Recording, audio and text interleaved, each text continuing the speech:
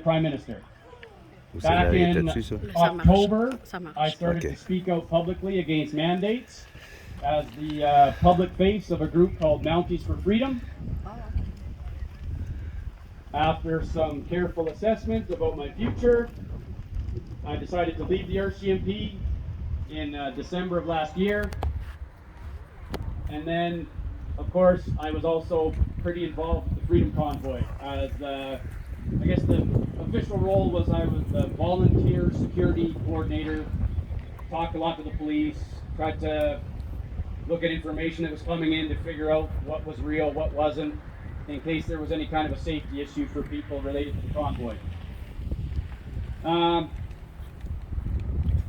So far, if you've seen any of my videos, a lot of what I was focused on was evidence, evidence, evidence. Because coming from a police background, that was my focus. I knew that the evidence was on the side of people who chose to live a more free lifestyle, whether it was lockdowns, masks, vaccine mandates.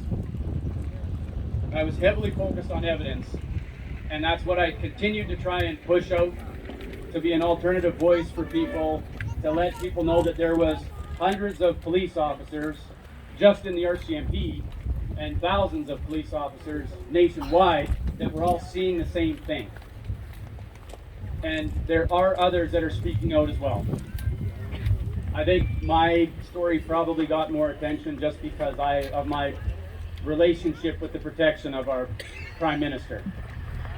Now, I've really been thinking hard a lot and trying to learn from some very brilliant people all around the world about how we get out of this mess. And I'm sure many of you know Professor Matthias Desmet in Belgium. He's kind of the subject matter expert internationally who talks a lot about mass formation. If you haven't heard his work, I highly recommend that you do. He has done some recent interviews with Dr. Julie Canesi from here in Canada, Dr. Brett Weinstein down in the United States, and he talks about how what we just went through with the COVID narrative, if you're constantly wondering how come people don't see what I see, even people that I know and love, people that were my friends and my neighbors and my family members, how can they be so brainwashed? How can they buy into this narrative so much? He will tell you how that happened. The preconditions were perfect with the isolation and people feeling disconnected from other humans and desperate for a sense of meaning, and dealing with this invisible enemy, this source of anxiety that everyone was being told nonstop how horrible it was and how it was going to kill so many people. And then, of course, the solution was provided. And so those conditions in history have been used over and over again to bring in a totalitarian regime. Now, the positive of his message is that we can still win, because these totalitarian regimes will eventually collapse on themselves. They can't maintain the lies indefinitely. His recommendation, what he says, if you look through history,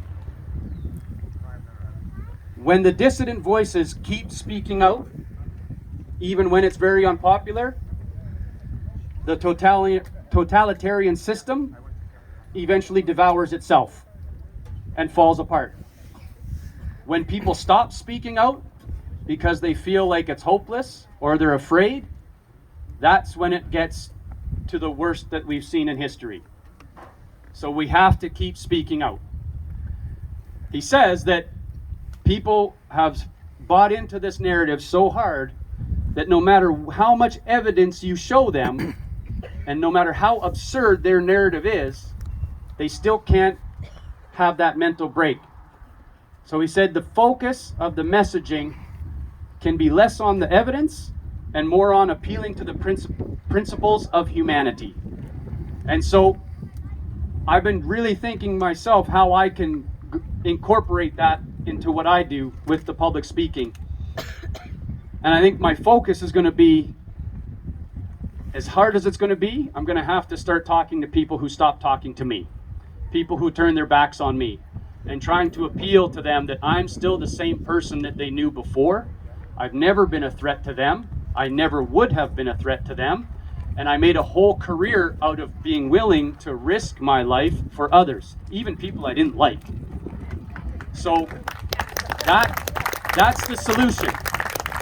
We have to keep speaking out. We have to keep speaking out and appeal to humanity, to the principles of humanity, and that we will win. The narrative is crumbling. We've all seen it. The truth is becoming too difficult to hide. Faith in the mainstream media is at an all-time low. Popularity of the government is at an all-time low. We are winning. It's just taking a long time, right? I know we all want it to end right away, but we have to just keep grinding, and it will happen. We just cannot go silent. In response to what we saw with the truckers and the farmers, I'm not an expert in farming, but I listen to farmers who are. They are the lifeline of the world. We all know that we can't survive without them, much like the truckers, right? So, if people have been unwilling to listen to you, or they turn their back on you because of a difference over the science of the vaccine, meet them where they're at. The things that impact everyone are food cost, fuel shortages, food shortages. Maybe that is what you can use as your in to plant the seed with the people that have turned away from you. That might be the thing that you can talk to them about that will be their introduction into the global agenda, right? We've all seen now, because of what we've lived through over the 2 years, that this is all intertwined. This is all a globalist agenda to try and take control over every aspect of our life. And if people don't see it with the COVID narrative and the vaccine passport, the digital identity, maybe you can introduce it to them through the issue of food and fuel cost of living. Okay? So, in summary, thank you so much for everyone for your determination to keep going and to keep doing things like this.